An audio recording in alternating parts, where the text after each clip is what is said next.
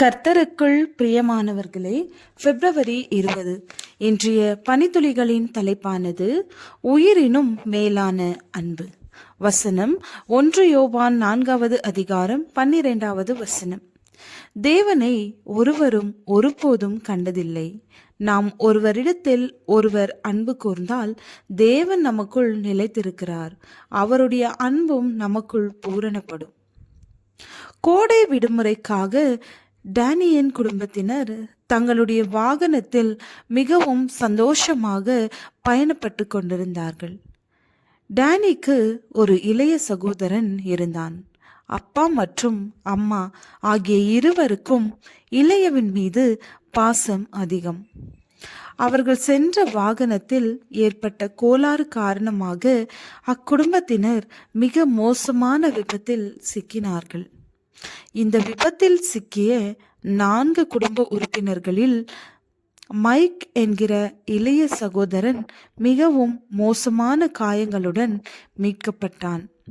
மற்ற 3 லேசான காயங்களுடன் மருத்துவமனைக்கு சென்றார்கள்.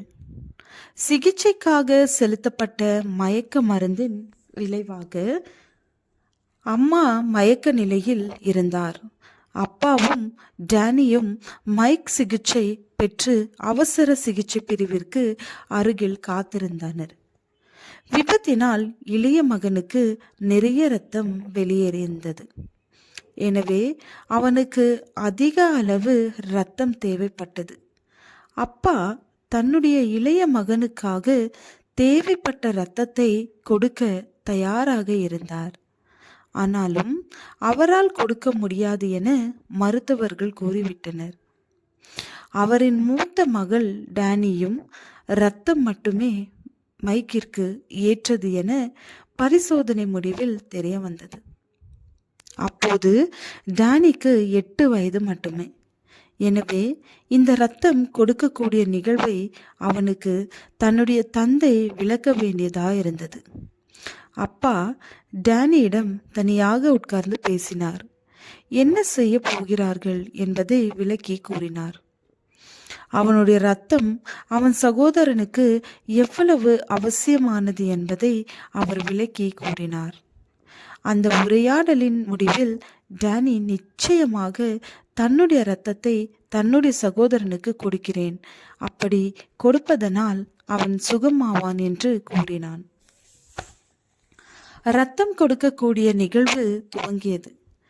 டேனியுடைய கையில் இருந்து இரத்தம் எடுக்க துவங்கிய போது டேனி தன்னுடைய தந்தையை பார்த்து, அப்பா, நான் எப்போது மரிப்பேன் என்று கண்ணீரோடு கேட்டான். தான் மரித்தால்தான் தன்னுடைய சகோதரன் பிழைப்பான் என்று டேனி தவறாக புரிந்து கொண்டான் என அப்போதுதான் தந்தைக்கு புரிந்தது. தன்னுடைய ஜீவனையும் கொடுத்து தன் சகோதரனை காப்பாற்ற துணிந்த டேனியை தந்தை கண்ணீர் மல்க கட்டியணைத்தார். அன்பு அவன் உயிரை காட்டிலும் உயர்ந்ததாக இருந்ததை நினைத்து அவனுடைய தந்தை மிகவும் அவனை நேசிக்க துவங்கினார். பரமபிதா உங்களை நேசிக்கிறார். ஜெபம். அன்பின் தேவனே, உயிரினும் மேலான அன்பை வெளிப்படுத்த எங்களுக்கு கிருபை செய்தருளும். ஆமென்.